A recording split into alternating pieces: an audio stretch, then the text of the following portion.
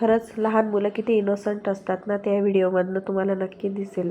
गौरी गणपतीचं विसर्जन सुरू होतं आणि का माहिती माझी मुलगी 3 दिवसात का एवढी गौरींच्या अटॅचमेंटमध्ये होती हे मला कळलंच नाही. ज्या दिवशी विसर्जनाचा दिवस आला, बघू शकता तुम्ही हा व्हिडिओ, ती लिटरली त्यांच्याशी बोलत होती, त्यांच्याजवळ हट्ट करत होती की मला तुम्ही जाऊ नका प्लीज, आमच्या घरून तुम्ही जाऊ नका.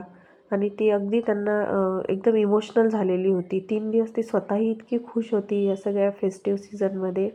ती एन्जॉय करत होती. सर्व घरामध्ये पाहुणे होते, ते होतं.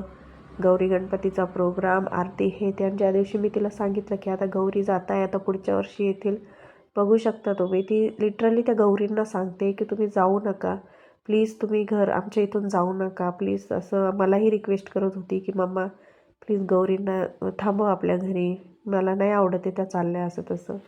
प्लीज माझ्या त्रिशूच्या चॅनलला लाईक करा, शेअर करा, सबस्क्राईब करा.